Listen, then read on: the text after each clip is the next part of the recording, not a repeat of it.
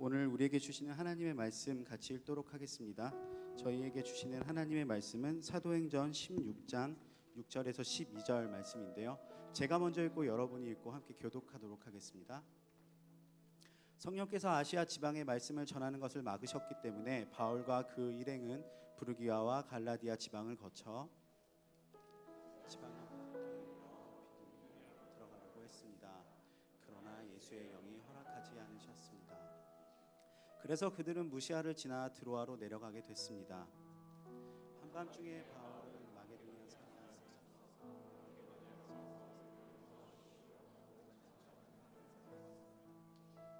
바울이 이 환상을 본 후에 우리는 그들에게 복음을 전파하라고 하나님께서 부르셨다고 확신하고 즉시 마게도니아로 떠날 준비를 했습니다.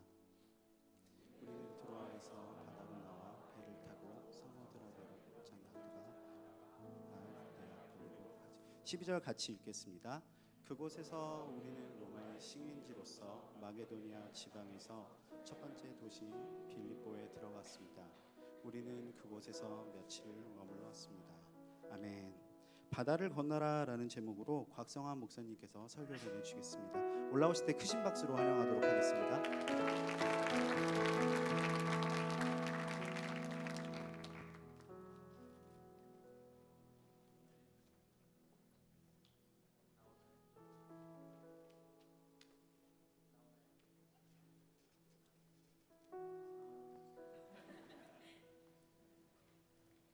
하나 둘 셋. 나오는군요. 오늘 이 자리에 오신 여러분들 환영하고 축복합니다. 여러분을 만나서 너무 기쁘게 생각하고요. 특별히 저를 소개해 주실 때 환호성까지 지르면서 박수해 주신 분들에게 갑절의 은혜가 있기를 간절히 바랍니다. 저는 곽성환 목사이고요. 여러분은 뭐 관심 없겠지만 저는 결혼을 했습니다.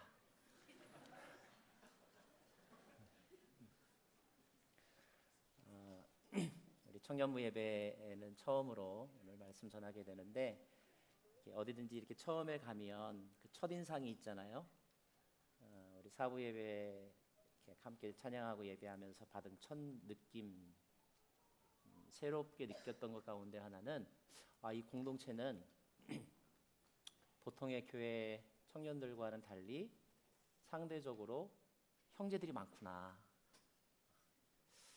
그리고 제가 찬양팀을 보면서 놀랐어요. 보통의 찬양팀의 경우에 자매들이 더 많은데 형제들이 압도적으로 많더라고요. 그래서 특별한 공동체구나, 귀하다라는 생각을 하게 되었습니다.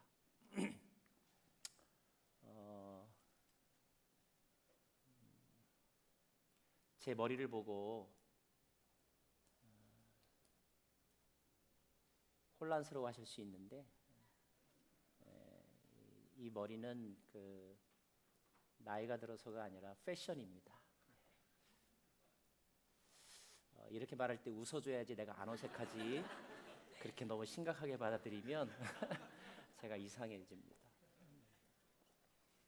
오늘 주님 안에서 만나게 되었는데 우리가 다른 곳으로가 아니라 주의 말씀 안에서 영적인 교제가 있기를 원합니다. 우리 한 번 더 기도하겠습니다. 하나님 고맙습니다. 이 시간에 찬양과 말씀을 듣는 일과 또 기도하는 일에 집중하며 힘과 정성을 다하는 주의 청년들을 이 시간 축복하고 그 영혼들을 주님 앞에 올려드립니다. 하나님, 오늘 하나님이 예비하신 놀라운 은혜, 나를 위하여 예비하신 그 은혜 놓치지 않는 한 사람 한 사람 되게 하여 주시고, 우리 마음 가운데 하나님 나라의 평강과 기쁨, 의로움이 회복되는 귀한 시간이 되게 하여 주시옵소서. 예수님 이름으로 기도합니다. 아멘. 그리스를 여행할 기회가 있었는데요. 터키와 그리스 사이에 있는 바다를 에게해라고 말합니다. 에게의 북서쪽 그리스의 북동쪽에 있는 자그마한 항구 도시가 있는데 까발라라고 하는 도시입니다. 이름이 독특해서 이렇게 안 잊혀지더라고요. 까발라. 아주 자그마한 항구 도시인데 그 항구 도시 한쪽에 관광객들이 꼭 들러보는 조형물이 있었습니다. 인상적이어서 사진으로 담아가지고 왔는데 먼저 그 그림을 여러분에게 좀 보여드리고 싶어요. 조금 더 가까이서 저 그림을 보면 저 모자이크로 된 저 벽화 속에 세 명의 등장인물이 있습니다. 여러분이 보시기에 오른쪽에 땅바닥에 털썩 주저앉은 사람의 모습이 있지요. 그리고 가운데에 아마 고대 로마 시대에 아니면 그 헬라 시대에 군인의 옷차림을 한 사람의 모습이 있습니다. 그리고 이제 반대쪽에는 배에서 내려 그 땅에 첫 발을 내딛는 또 한 명의 사람의 그림이 이렇게 모자이크로 조각되어 있습니다. 털썩 주저앉아 있는 사람 그리고 멋진 옷을 입고 저 그림을 조금 더 설명한다면 누군가에게 이리 오라고 손짓하는 그림이라고 그래요. 그리고 이제 새로운 땅에 발을 내딛는 사람. 저 그림을 자세히 설명하다 보면 각자 자신의 인생의 상황에 따라서 나는 오른쪽에 있는 사람이겠다. 나는 가운데 있는 사람이겠다. 또는 나는 그 반대편의 사람이겠구나라고 자기의 삶과 아마 동일시할 수 있을 수 있고요. 또 그 속에서 내게 주는 역사가 주는 또는 어떤 작품이 주는 그 인사이트 또는 통찰력을 얻게 될 것인데 오늘 저 벽화를 모티브로 해서 하나님의 말씀을 함께 나눠보고 싶습니다. 저 그림은 성경 속에 일어나는 한 장면을 압축해서 묘사한 그런 조각입니다.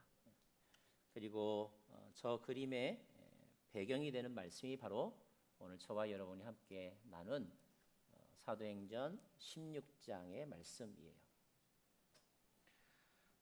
특별히 오늘 말씀에 등장하는 중요한 중심인물이 있는데 그 중심인물은 여러분이 잘 아는 바울이라고 하는 사람입니다. 초기 기독교 역사에 있어서 위대한 업적을 이루었다라고 평가받는 사도 바울은 1차, 2차, 3차에 걸친 전도 여행을 했던 사람이죠. 오늘 말씀은 특별히 2차 전도 여행 때 있었던 일입니다. 공간적인 백그라운드를 조금 더 여러분에게 이해하기 위해서 잠깐 지도를 다시 한번 보여드리면 2차 전도 여행의 코스가 이렇게 되어 있습니다. 특별히 여러분이 보이신다면 그 가운데서 드로아라고 하는 곳을 한번 찾으셨으면 좋겠고요. 그 바다 건너편에 네아폴리라고 하는 지명이 있는데 이 네아폴리가 아까 내가 말씀드린 까발라라고 하는 현재 지명의 옛 명칭입니다. 헬라어 네아폴리라고 하는 말은 볼리라고 하는 폴리스라고 하는 말이고요. 네압이라고 하는 말은 뉴라고 하는 의미가 있기 때문에 네오폴리스라고 하는 고대 지명을 가지고 있고 그 지명이 이제 현재는 까발라라고 하는 곳으로 바뀌었다라는 것을 설명드릴 수 있어요. 자, 우리가 잘 아는 대로 바울은 예수 그리스도를 만나고 나서 그의 인생의 가치와 목적이 바뀌었던 사람이고 새로운 인생의 목표를 향하여서 최선을 다하여 헌신했던 사람이었습니다. 2차 전도 여행 때 그는 그의 베이스 캠프였던 시리아의 안디옥을 떠나서 1차 전도 여행 때 복음을 전했던 도시들을 재방문하고 그곳에 복음이 잘 뿌리내리고 있는지 그곳에 개척했던 교회들이 잘 성장하고 있는지 점검하고 다시 돌보는 사역을 합니다. 그리고 2차 전도여행 때 들렸던 곳이 어디냐면 또 다른 안디옥입니다. 베이스 캠프가 있었던 곳을 시리아의 안디옥이라고 한다면 또다시 들렸던 안디옥을 비시디아 안디옥이라고 말합니다. 여기까지는 사도 바울이 1차 전도여행 때 들렸던 곳이었어요. 그는 자기가 복음을 전했던 곳을 다시 둘러보는 일을 소홀히 하지 않았습니다. 비시디아 안디옥을 들렸던 이제 바울은 이제 좀 더 나아가서 새로운 도전, 새로운 사역을 위해서 그의 시간 계획을 세우고 또 플랜을 짜게 되는데 그 선교팀의 계획에 의하면 비시디아 안디옥을 방문한 그 팀이 가고자 했던 곳은 오늘 성경에 의하면 아시아라고 하는 곳이었어요. 지도를 다시 보여드리면 이 아시아라고 하는 곳은 시티명이 아닙니다.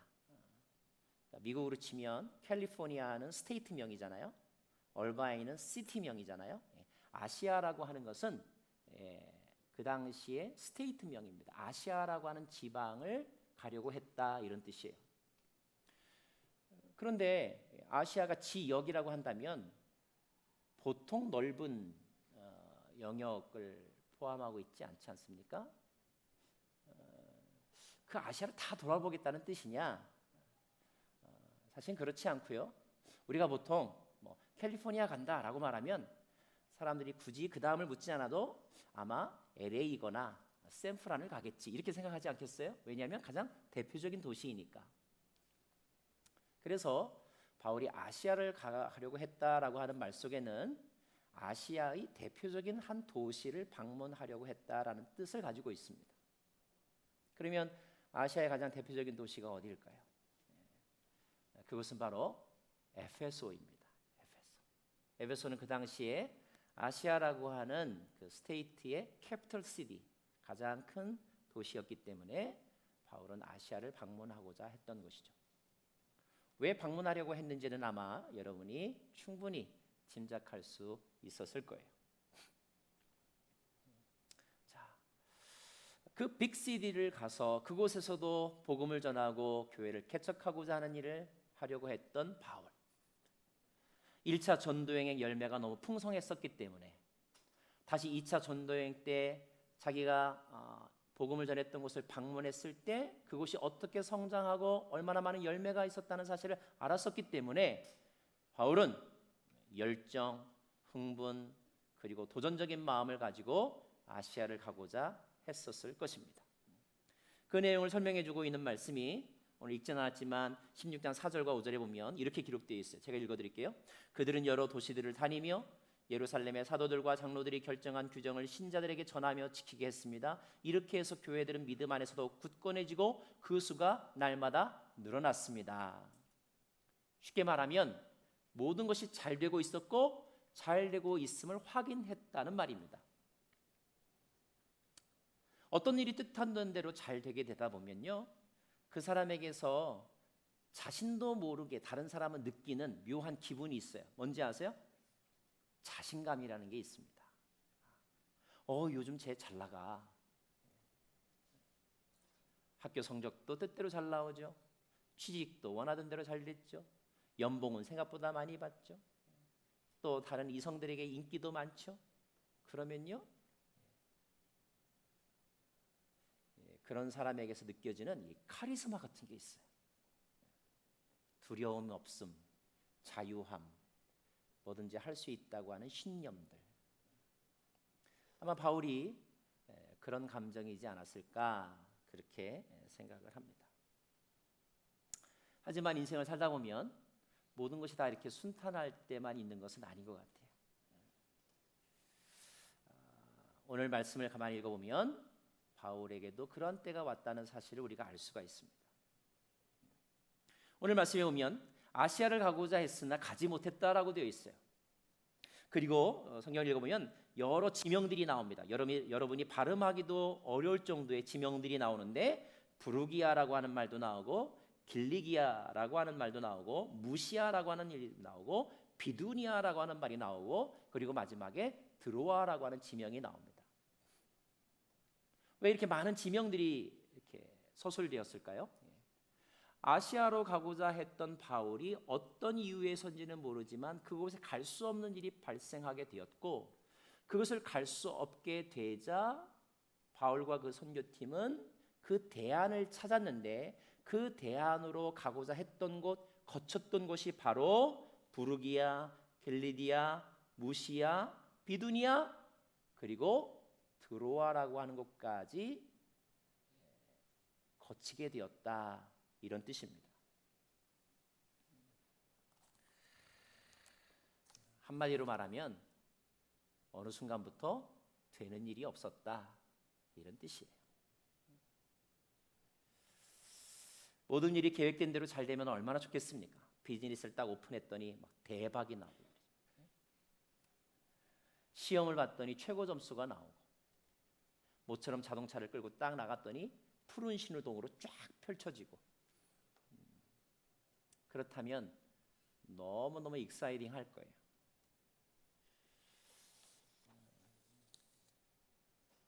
물론 어쩌다가 뜻한 대로 되지 않을 때가 올 수 있죠.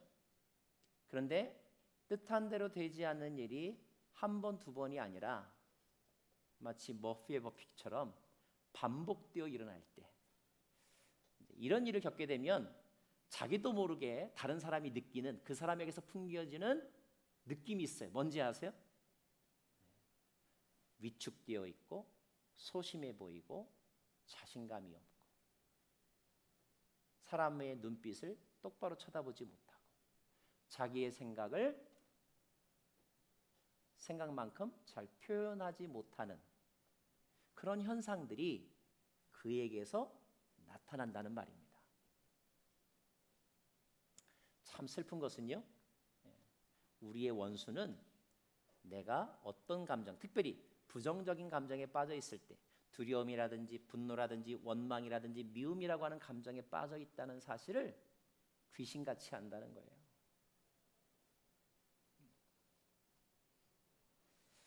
그런 감정에 빠져 있는 나를 어떻게든지 도와주어서 디딤돌로 인도하여 재기할 수 있도록 이끌어주는 사람이 더 많은가? 마치 기다렸다는 듯이 더 짓밟으면서 다시는 회복할 수 없도록 그렇게 아예 델리트 키를 누리려고 하는 사람이 더 많을까? 여러분의 경험에 의하면 주변에 어떤 사람들이 더 많은 것 같아요?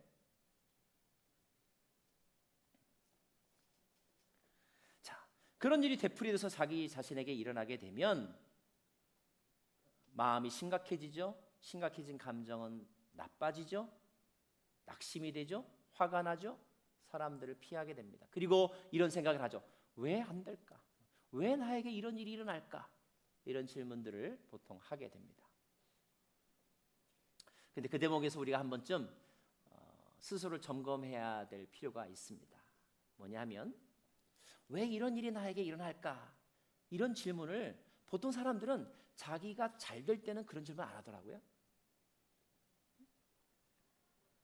실현당하고 회사에서 떨어질 때는 왜 나에게 이런 일이 일어날까? 이렇게 말하다가도 복권에 맞았거나 아니면 미팅에 나가는 너무 마음에 드는 사람을 딱 만나면 왜 나에게 이런 일이 일어날까? 이렇게 생각은 안 하더라고요.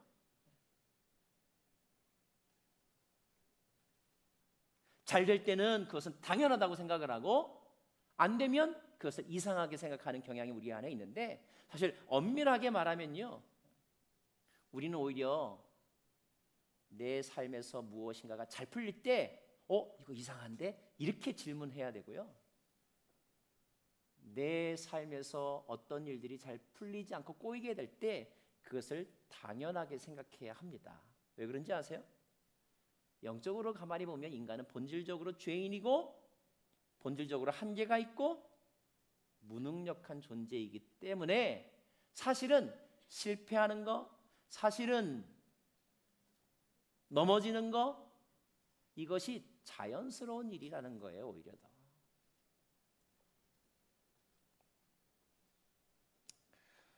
어떤 일이 계획대로 잘 되지 않는다면 여러 가지 이유가 있을 수 있겠죠. 생각해 볼 수 있는 하나는 우선 계획 자체가 잘못되었을 때 그 노력과 시도는 실패할 수 있습니다. 잘못된 정보에 기초하여 잘못된 판단을 하면, 잘못된 계획을 세우면 반드시 실패하게 되겠죠. 또는 상황이 급변했을 때, 예를 들어서 여러분이 대학교 전공을 선택할 때 그 상황과 앞으로 10년 후의 상황은 굉장히 다를 수 있거든요. 지금 인기 있고 취업이 잘 된다고 하는 학과를 딱 선택을 했는데 내가 대학교를 졸업하거나 아니면 유학을 갔다 와 보니 모든 상황이 변화가 되어서 그때와 같은 예상과 예측이 잘 맞지 않을 때, 그럴 때도 우리가 소위 실패라는 것을 경험하게 됩니다. 또 계획은 아무리 잘 세웠지만 계획은 계획일 뿐 노력을 하지 않을 때, 요즘 인터넷 보면요, 뭐 10분 안에 뱃살 빼는 법 얼마나 많은지 몰라요. 그것을 모르는 사람이 없습니다. 안 본 사람이 없어요. 그러나 실제로 뱃살 뺀 사람이 있느냐? 그렇게 많지 않아요. 그래서 몰라서가 아니죠. 노력하지 않았기 때문이고 최선을 다하지 않았기 때문에.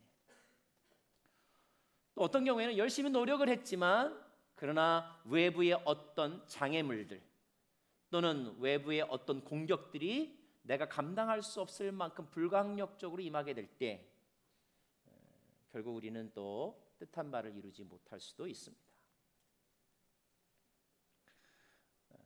그런 사람의 경우에 아까 우리가 그림에서 보았던 것처럼 땅에 털썩 주저앉아서 어떡하지? 피곤해. 난 무엇을 해야 할까? 이런 생각에 빠져들 수 있다는 거예요. 자, 우리가 살다가 그런 순간을 겪게 되면 그 순간에 우리는 어떤 태도를 가져야 할까? 문제가 아니라 문제 다음에 그 문제를 어떻게 다루느냐가 정말 중요한 문제잖아요. 한 가지 분명한 답은, 우리가 알고 있는 답은 포기하거나 실망하는 것이 해법이 될 수는 없다는 것입니다. 첫 번째로 우리가 서로에게 권면할 수 있는 중요한 삶의 교훈은 포기하지 말라는 거예요. 그리고 계속 도전하라는 것입니다. 모든 일에는 장애물과 어려움이 있는 것이 당연한 것입니다. 아니, 성공하기보다 실패할 가능성이 많은 것이 자연스러운 것입니다. 오히려 귀한 것일수록 성취하기가 어렵죠. 누구나 다 이룰 수 있는 성취라면, 성공이라면 그것은 성공으로의 가치가 그만큼 더 적을 거예요. 실패할 가능성이 많기 때문에, 문이 좁기 때문에, 올라가기가 어렵기 때문에 더 도전할 만한 가치가 있는 것이고 포기하지 않을 이유가 있는 것입니다. 때문에 도전하는 사람들이 가지고 있어야 될 중요한 자세는 어떤 일이든지 어려움이 있을 수 있다는 것, 실패할 수 있다는 것, 한 번에 모든 일이 다 될 수 없다는 것을 자연스럽게 받아들이고 실제로 그런 벽에 부딪힌다 할지라도 포기하지 아니하고 또다시 도전하고 또다시 도전하고 또다시 도전하는 것, 이것은 하나님의 성품과도 일치하는 것입니다.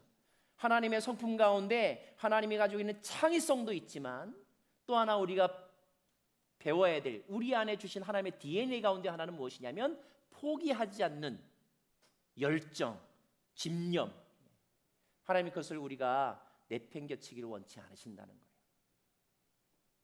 에디슨이 전구 하나를 발명하기 위해서 얼마나 많은 수천 번의 실험을 했는지 여러분 이야기 들어보셨죠?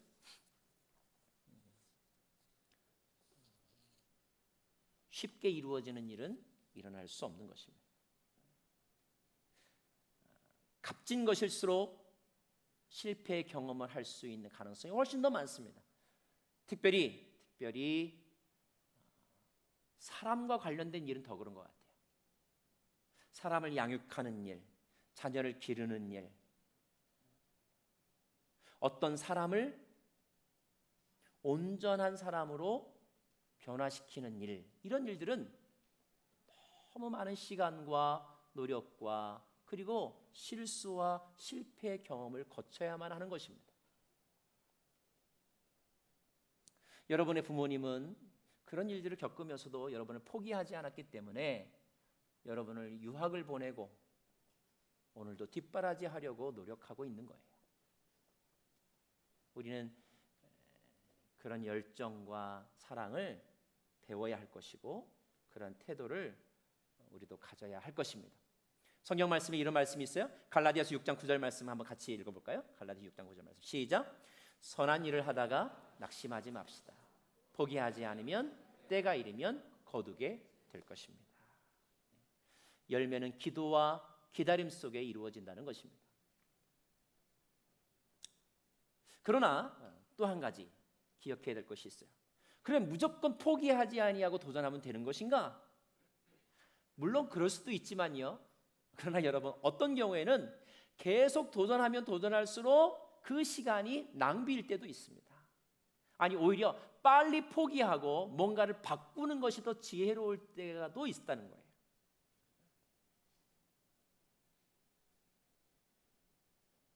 거기서 우리는 집념과 집착을 구별하게 되죠. 계속해서 도전해야 될 것에 대하여 포기하지 않는 것을 집념이라고 말한다면 빨리 단념하고 생각을 바꾸어야 되는데 바꾸지 않고 계속 그 일을 하는 것을 우리는 집착이라고 말하죠. 그럼 무엇으로 그것을 구별할 수 있을까요? 그것은 바로 그 대상에 관한 것입니다. 나에게 문제가 있다면 내 방법을 바꿔야 하는 것이고요. 그러나 대상에 문제가 있다면 무조건적인 도전이 중요한 게 아니에요. 궤도를 수정하는 일이 더 중요한 것입니다. 균형과 지혜가 필요합니다. 자, 그 지혜 가운데서 우리가 기억해야 될 것은 이 두 가지를 구별하는 것입니다. 이 두 가지가 뭐냐면 비전과 계획을 구별할 줄 아는 지혜를 갖는 거예요. 계획과 비전을 구별하라. 어떻게 다를까요, 여러분? 계획은 바꿀 수 있는 것입니다. 그런데 비전은 바꿀 수 있는 것이 아니에요. 비전에는 핵심 가치가 들어 있습니다. 비전은 시간과 공간이 바뀌어도 바뀔 수 없는 것, 이것을 비전이라고 말해요. 그런데 많은 사람들이 계획과 비전을 혼동합니다. 비전은 final destination과 같은 거예요. 계획은 도로의 레인, 차선과 같은 것입니다. 계획은 사람이 세우는 것입니다. 비전은 하나님이 주시는 것입니다. 계획은 작은 것이고 비전은 큰 것입니다. 목적지, 비전을 이루기 위해서 차선, 계획을 바꾸는 것은 큰 문제가 되지 않아요. 그런데 많은 사람들이 계획과 비전을 혼동하고 계획에 쏟아부었던 자신의 에너지와 자신의 노력, 그 노력에 집착에 빠져들어서 헤어나오지 못하다가 더 큰 파이널 데스티네이션인 비전을 잃어버리는 사람들이 많다는 것입니다. 자, 바울에게 있어서 비전은 무엇이었을까요? 바울에게 있어서 계획은 무엇이고 바울에게 있어서 비전은 무엇이었을까요? 오늘 본문을 가만히 묵상해 보면 바울은 여러 번 뜻대로 되지 않는 상황에 직면하게 됩니다. 자, 뜻대로 되지 않자 그는 장소를 바꿉니다. 아시아에서 부르기아로, 부르기아에서 갈라디아로, 무시아로, 비두니아로, 그리고 드로아로 장소를 바꿉니다. 이 장소를 바꾸는 일이 쉬웠을까? 그리고 이 장소를 포기했을 때 포기하고 나서의 마음에 어려움이 없었을까? 말씀을 흔적을 가만히 묵상해 보면 바울은 그 장소를 바꾸는 일에 갈등이 없었다는 것을 우리가 알 수가 있어요. 왜요? 그 장소가 바울의 최종적인 목적지가 아니기 때문입니다. 바울의 인생에, 바울 사역에, 바울의 삶의 최종적인 목표, 비전은 어떤 장소 또는 어떤 사람 아니면 어떤 계획 그 자체가 아니었다는 거예요. 오히려 사람이나 장소나 계획은 그 목표를 이루기 위한 과정이었다는 것을 누구보다도 잘 알아들었던 사람이 바로 바울이었습니다. 서울 가는 것이 목표가 아니라 서울 가서 무엇을 할 것인가가 더 중요한 거잖아요. 결혼 자체가 목적이 아니라 결혼하고 나서 어떻게 사느냐가 더 중요한 거잖아요. 유학이 목표가 아니라 유학을 통하여서 무엇을 배운 것인가가 더 큰 목표이죠. 더 큰 목표에 집중하게 될 때 그거보다 작은 목표 또는 그 목표를 이루기 위해서 우리가 선택하는 과정들은 얼마든지 바꿀 수 있고 수정할 수 있다는 것입니다. 바울의 궁극적인 목표와 비전은 하나님의 영광이었어요. 이방의 빛이 되는 것이었습니다. 복음을 전하는 것이었습니다. 예수의 온전함을 따르는 것이었습니다.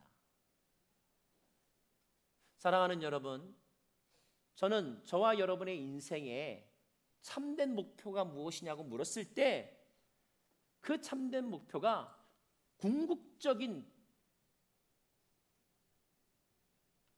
그리고 커다란 그리고 지속적이고 영원한 것이기를 바랍니다. 그 시기마다 단기적인 목표 또는 심지어 용어를 좀 그렇게 혼동해서 써서 단기적인 비전이라고 말할 수 있는 것이 있겠지만 그것 때문에 지속적이고 우주적이고 영원하고 본질적인 비전을 놓쳐버리지 않기를 원해요.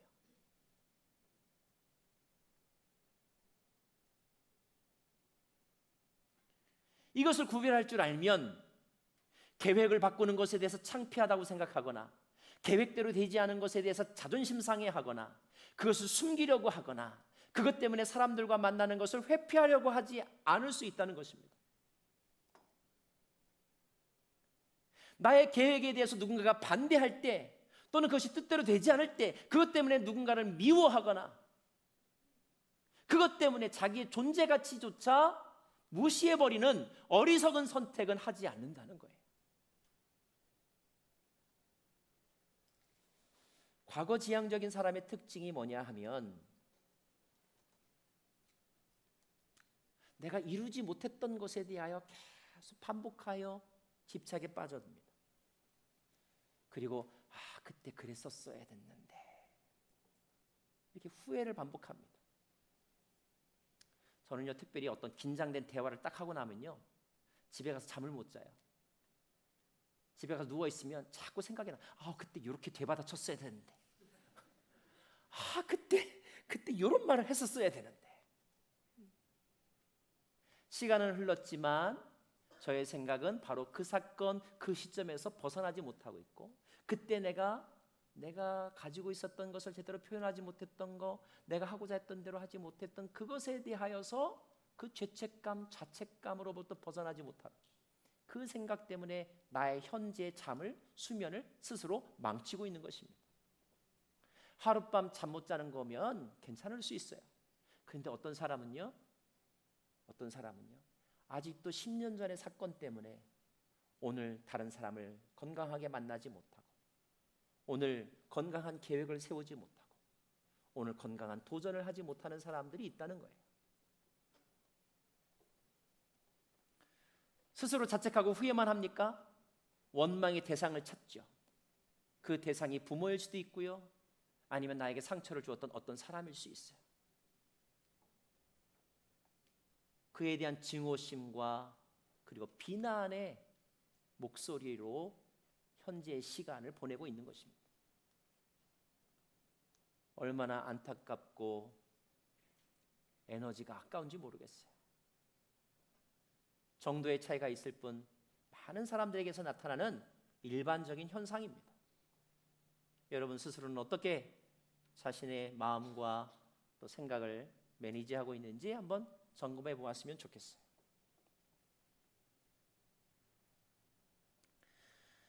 누군가를 원망하는 것도 안타까운 일이고 그 과거에서 벗어나지 못하는 것도 안타까운 일이지만 그런 과거지향적인 생각에 사로잡히게 되었을 때 가장 안타까운 것은 무엇이냐 하면 그런 생각에 매일 때마다 나의 마음이 미래를 향한 나의 마음이 닫혀버린다는 거예요. 마음의 문이 닫혀버리면 새로운 세상에 대한 눈을 뜰 수 없다는 것입니다. 기회를 보지 못한다는 거예요.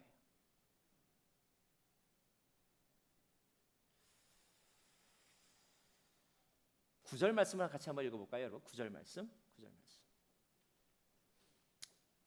시작. 한밤중에 바울은 마게도니아 사람 서서 마게도니아로 와서 우리를 도와주시오라고 간청하는 환상을 보았습니다. 환상을 보았다는 말이 있습니다. 한밤중이라는 말도 있습니다. 그냥 쉽게 넘어갈 수도 있는 말이지만 여러분, 어떤 사람이 환상을 보는지 아세요?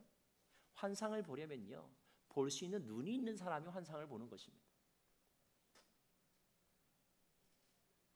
마음의 문이 닫혀 있으면 아무리 하나님이 우리에게 계시의 음성과 환상을 보여줘도 들을 수 없고 볼 수 없는 거예요. 바울이 환상을 보았다라고 하는 말은 그래서 다른 말로 바꾸면 그의 마음의 문이 닫히지 않았다는 것을 의미합니다.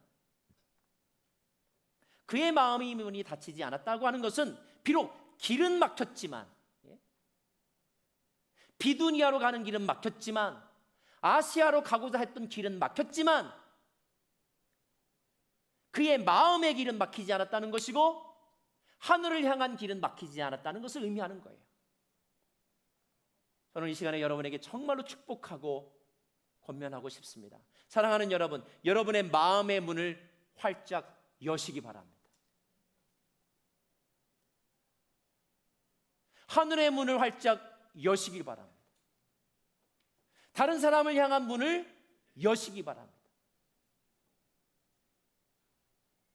들음의 문을 여시길 바랍니다. 어떤 사람이 열 수 있는가?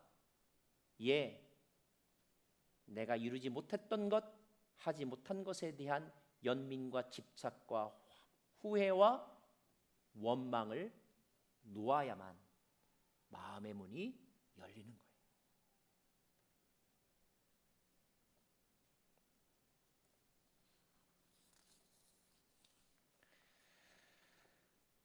어쩌면 비두니아는 여러분이 애시당초 꾸었던 꿈이었고 목적지였습니다.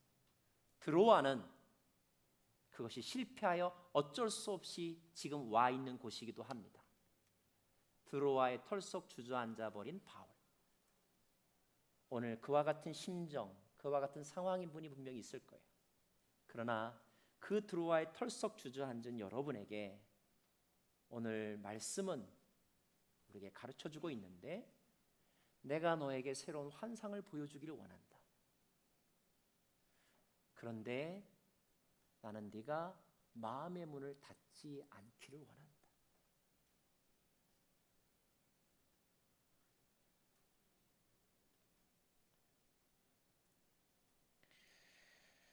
이 환상은 바울로 하여금 새로운 변화를 위해 도전하게 되는 중요한 출발점이 됩니다. 우리는 여기서 또 한 가지 중요한 생각을 하게 되는데, 자, 다른 길이 보였을 때, 다른 아이디어가 떠올랐을 때, 아, 그래, 길이 막혔으니까 이 길이 최고야, 빨리 가자, 그렇게 차선을 선택하면 다 옳은 것인가? 꼭 그렇지만은 않습니다. 자, 우리 10절 말씀 한번 읽어보겠습니다. 10절 말씀. 시작. 바울이 이 환상을 본 후에 우리는 그들에게 복음을 전파하기 위해 하나님께서 부르셨다고 확신하고. 저는 이 10절 말씀에서 우리는이라고 한 단어에 동그라미 치고 싶고 확신한다는 말에 동그라미 하고 싶어요. 물론 우리가 너무너무 되는 일이 없고 답답할 때는요, 누군가가 와서 어떠한 말 한마디 툭 던져버리면 그 말 해준 것만으로도 너무 고마워가지고 덥석 그걸 물고 거기에 모든 에너지를 쏟을 때가 더러 있습니다. 그런데 여러분 구별하셔야 될 것은 그 속삭임 가운데는요, 오늘 말씀처럼 하나님으로부터 말미암는 속삭임도 있을 수 있지만, 그런 기회를 이용하여 우리를 더 수렁에 빠져들게 만들려고 하는 사단, 어둠의 영의 속삭임일 수도 있다는 거예요. 그러므로 마음의 문을 활짝 연다고 해서 모든 것이 다 베스트 초이스를 의미하느냐? 그렇지 않을 수도 있다는 것입니다. 자, 그러면 오늘 이 바울에게서 우리가 배울 수 있는 중요한 또 하나의 인생의 지혜는 무엇이냐면 여기 바로 우리라고 하는 단어입니다. 저는 이 단어를 주목하면서 이렇게 한번 묵상해 봅니다. 바울은 아마 그 환상을 밤중에 보았을 거야. 환상을 본 바울의 마음 가운데 설렘과 흥분이 있었을 것입니다. 왜냐하면 이건 번쩍이는 새로운 생각이니까, 새로운 아이디어니까. 그런데 그 바울은 그 자기가 보았던 환상과 특별한 체험을 오늘 동료들과 나누었던 것 같아요. 여기서 동료라고 하면 함께 2차 전도여행에 나섰던 실라가 있었고 또 함께 따라 나왔던 디모데라고 하는 사람도 있었습니다. 그리고 사도행전을 기록한 누가라고 하는 사람도 이 속에 포함되어 있습니다.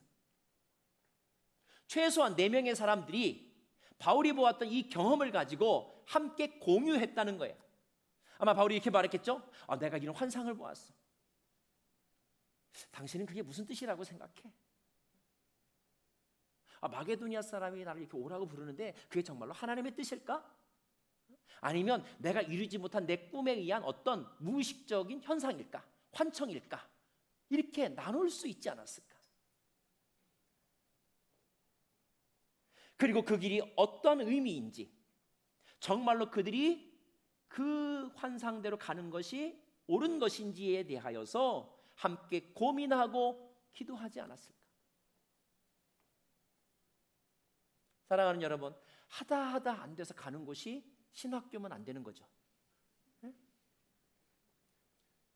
이것도 안 되고 저것도 안 되고 사방이 막혀 있으니까 어학연수 나가자라고 하는 것이 미국 땅이어서는 안 되는 거죠.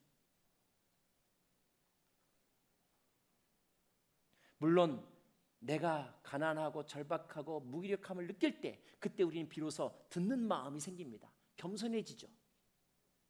그러나 그때 들렸다고 해서 모든 것이 옳은 길은 아니잖아요. 점검해 보아야 하는 것입니다. 이것이 과연 하나님의 부르심인가? 하나님의 환상과 계시인가? 말씀으로 점검해 보아야 하고 믿음의 사람들과 점검해 보아야 하고 자기를 사랑하는, 진정으로 사랑하는 동역자들과 점검해 보아야 합니다. 그것이 오늘 우리라고 하는 단어 속에 포함되어 있는 중요한 삶의 지혜인 것입니다.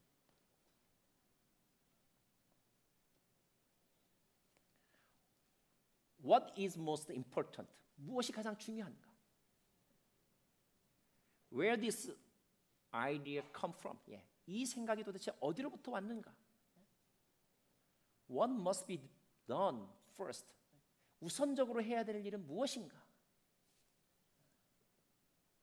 그것이 정말 하나님의 뜻에 올바른가 아닌가, 맞는가 틀린가를 점검할 수 있는 질문들은 많이 있습니다. 감사하게도 바울과 그의 동역자들은 의견의 일치를 보았어요. 여러분, 이 일치가 왜 가능한지 아세요? 성령은 하나 되게 하시는 분이기 때문에. 믿으십니까? 성경의 역사를 통해서 우리가 알 수 있는 중요한 하나님의 계시의 방법 가운데 하나는요, 하나님이 어떤 때는요 한 사람은 캘리포니아에 있고 한 사람은 오레곤에 있는데 동시에 같은 계시를 보여주셔요. 나중에 두 사람을 만나게 해서 자신들이 본 환상과 계시가 동일한 메시지라는 것을 확인하게 하십니다. 이러면 정말 하나님이 하신 일이에요. 베드로가 고넬료 환상을 보았을 때도 서로 다른 곳에 있었는데 같은 메시지를 주셨죠. 바울은 다메섹 도상에서 예수님을 봤지만 동시에 하나님은 아나니아에게, 이미 다메섹 도시 안에는 아나니아에게 말씀하셔서 바울 사이에서 일어날 일들을 보여주시고 그 두 사람을 만나게 하심으로 하나님의 큰 그림을 완성해 주셨죠. 이것이 하나님이 일하시는 방법인 것입니다.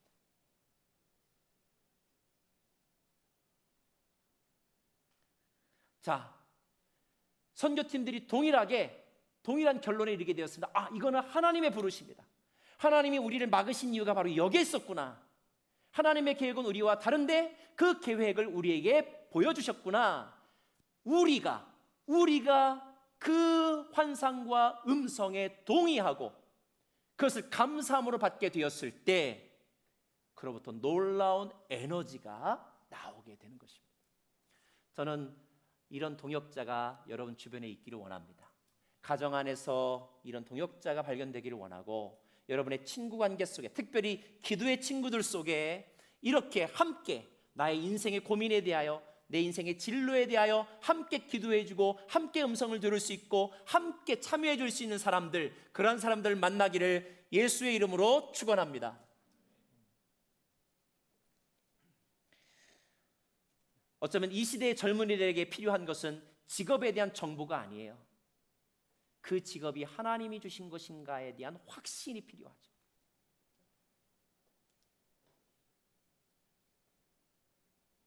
확신을 갖는다는 것, 하나님이 우리를 부르신 것이구나 라고 하는 확신을 갖는다는 것, 이것만큼 놀랍고 이것만큼 은혜로운 것이 어디 있겠습니까?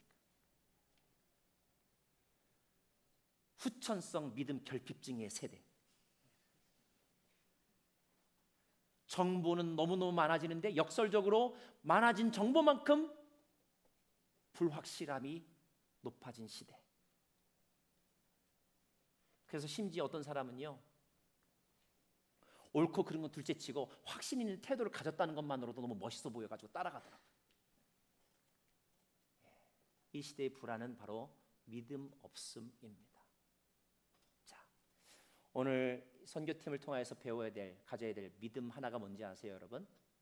그 믿음은 하나님이 내 삶을 이끌어 주신다는 믿음입니다. 어쩌면 이 믿음은 바울이 뜻대로 되지 않았지만 낙심하지 않았던 가장 큰 이유이기도 해요. 하나님 안에서도 넘어질 수 있습니다. 실수할 수 있고 실패할 수 있습니다. 그러나 바울은, 그리고 그의 선교팀은 어떤 믿음이 있었냐면, 안 되어도 성령께서 막으셨다. 새로운 일을 보아도 하나님이 나와 나에게 보여주셨다라고 하는 하나님에 대한 믿음이 있었다는 거예요.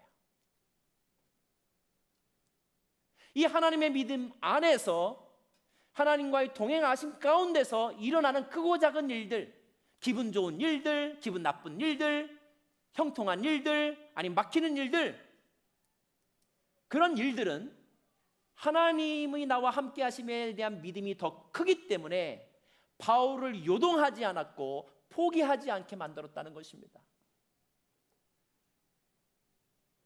우리가 정말로 조심하고 다시 한번 확인해야 되는 것은, 저와 여러분은 지금 자의 또는 타의, 자칭 또는 타칭, 예수를 믿는 사람들 아닙니까? 예수님이 우리의 삶을 책임져 주시고 인도해 주신다고 하는 신앙 고백을 하고 있는 사람들이 아닙니까? 그렇다고 한다면 그 예수님의 그 보호하심과 예수님의 동행하심 중에 일어나는 일, 예수님이 나를 사랑하신다고 하는 그 믿음 안에서 일어나는 여러 가지 일들은 사실 우리를 넘어뜨릴 만한 것이 아니라는 거예요. 그런데 왜 믿음의 사람이 직장에 떨어졌다고, 믿음의 사람이 실현당했다고, 아니면 어떤 폭행을 당했다고, 왜 그것 때문에 인생 자체를 포기하느냐 하는 말입니다. 우리가 늘 고백하는 사도신경의 고백이나 신앙적인 표현에 의하면 모든 것은 하나님이 하셨다면서요. 그리고 우리는 하나님의 통치 아래 있다면서요. 더구나 저와 여러분이 예수 그리스도를 믿음으로 그분의 자녀가 되었다면서요. 그렇다면 실패를 주신 분도 하나님이시고 형통하게 하시는 분도 하나님이시잖아요. 하나님의 선하심에 대한 믿음과 분명한 확신이 있다면 그 믿음 때문에 오늘 내가 겪는 내 마음에 들지 않는 사건, 그것 때문에 내 인생을 포기해야 할까요? 그래서는 안 된다는 것입니다.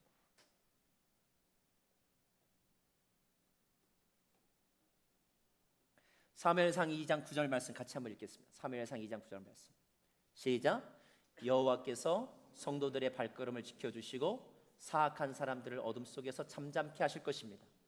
그분께서 세우신 왕에게는 힘을 주시고 기름 부어 세우신 왕의 이름을 높이실 것입니다 라는 말씀. 믿으십니까? 사랑하는 여러분, 하나님은 좋으신 분이십니다. 그 하나님이 우리의 모든 것을 아시고 우리에게 공급하시는 분이시, 그런 고백을 적어도 한다면 그 하나님 안에서, 아니 그 우리의 인생 가운데서 일어나는 모든 일에 대하여 과도하게 절망하지 마시고 과도하게 낙심하지 마십시오. 그것도 좋은 것으로 받아들이십시오. 그리고 기대하십시오. 기대한다는 것은 마음의 문이 닫히지 않았다는 것입니다. 마음의 문이 닫히지 않았을 때 환상이 환상으로 보이고 음성이 음성으로 들리는 것입니다.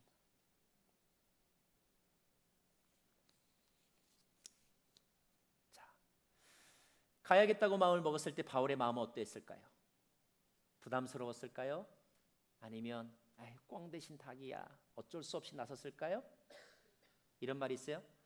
따라해 봅시다. 설레이면 이기고 긴장하면 진다. 저는 여러분의 마음 가운데 설레임이 있기를 바랍니다. 다른 길이 보였을 때 가져야 하는 것은 기대하는 마음, 긍정하는 마음. 그래서 오늘 말씀 읽어보면 그들은 더 이상 지체하지 아니하고 즉시 마게도니아로 떠날 준비를 했다라고 기록하고 있습니다. 마게도니아는 이제까지 바울이 한 번도 가보지 않은 땅입니다. 지금의 터키는 바울이 태어난 곳, 지금의 예루살렘은 바울이 자라난 곳, 그러나 지금의 그리스는 그때 당시에 바울이 한 번도 가보지 않았던 곳. 그곳을 가기 위해서 배를 타야 합니다. 바다를 건너야 합니다. 낯설음과 바다가 바울에게 부담스럽지 않았을까요? 낯설음과 바다 때문에 에이 못 가라고 주저앉을 수도 있지 않았을까요? 그러나 오늘 말씀을 보면 바울과 선교팀은 주저하거나 두려워하거나 아니면 다른 사람에게 떠넘기지 않았고요. 즉시로 가기 위하여 힘을 쏟았다라고 되어 있습니다. 그들은 새로움과 바다를 장애물로 보지 않고 디딤돌로 보았던 것입니다. 결과적으로 어떻게 되었을까요, 여러분?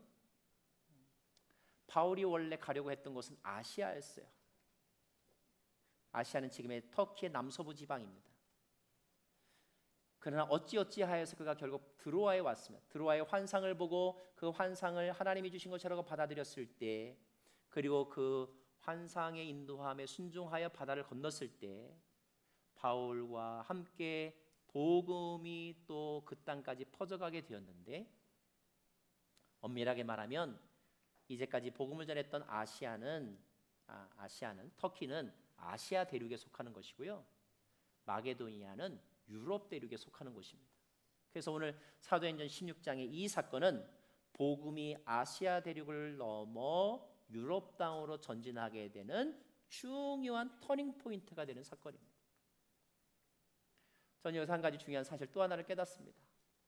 우리는 우리의 생각으로 여기가 최고인 것 같아, 여기가 제일 좋아, 여기서 하면 못할 게 없어. 우리의 생각은 여기입니다. 근데 하나님은 여기라고 저기라고 말씀하시는 거야. 우린 그게 싫어요. 여기에서 머무르고 싶어요. 근데 하나님이 억지로 또는 의도적으로 우리의 일정을 바꾸어서 이쪽으로 가게 하셨습니다. 처음에는 이 저기가 더 작아 보여요. 보잘것이 없어 보여요. 그러나 역사를 통하여 증명한 바에 의하면 여기보다 저기가 더 우주적이고 하나님의 뜻에 합당하고 의미 있는 사건이 일어나는 진원지라는 사실입니다. 나는 기껏해야 아시아인데 하나님은 전 세계 복음화를 계획하고 계셨구나. 나는 기껏해야 이 사람인데 하나님이 내게 허락하신 이 사람은 훨씬 더 놀랍고 크고 위대한 사람이며 일이며 현장이구나. 어떤 사람의 그 열매를 누리게 하실까요? 마음을 닫지 않고 하나님의 부르심인 줄로 알고 힘써 나아가는 사람에게 인생의 물줄기를 바꾸어 주시고 역사를 바꾸어 주시고 결과를 바꾸어 주시는 것입니다. 여러분의 뜻과 하나님의 뜻, 어떤 뜻이 더 클까요? 여러분의 뜻과 하나님의 뜻, 어떤 뜻이 더 완전할까요? 결과적으로 보면 하나님의 뜻이 더 컸고 하나님의 뜻이 더 완전했다는 사실을 알게 됩니다.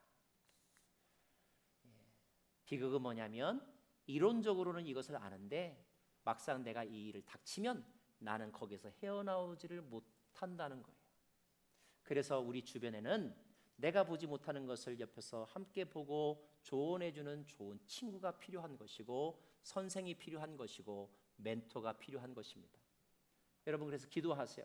하나님, 내 눈을 열어달라고 기도하고, 내 스스로 내 눈을 열어 볼 수 있는 능력이 부족하다면 내 주변에 그런 좋은 사람 만날 수 있게 해달라고, 그런 멘토 만날 수 있게 해달라고. 여러분, 가장 좋은 멘토가 누군지 아세요? 성령님. 성령님을 보혜사라고 하거든요. 성령께서 우리를 하여금 깨닫게 하시고 가르쳐 주시고 그리고 안내해 주신다는 것입니다. 성령님을 만나고 성령님과 동행하게 해달라고 특별히 기도하는 이 시간 되기를 간절히 바랍니다. 결론적으로 말씀드립니다. 여러분이 지금 겪고 있는 불행이 결코 불행이 아닐 수 있습니다. 여러분이 지금 겪는 실패가 영원한 실패가 아닐 수 있습니다. 오히려 더 좋은 것을 주시기 위해 하나님이 이 길을 막으시는 과정일 수 있다는 거예요. 물론 포기하지 않아야 하기 때문에 우리는 계속해서 도전해야 합니다. 그래서 비두니아도 가봐야 되고 길리기아도 가봐야 되고 무시아도 가봐야 됩니다. 그러나 그래도 막힐 때, 사방에 내 뜻대로 되는 것이 아무것도 없다고 느껴질 때, 그러나 그때도 결코 막히지 말아야 될 것이 있는데, 여러분의 마음의 문은 막히지 않기를 원해요.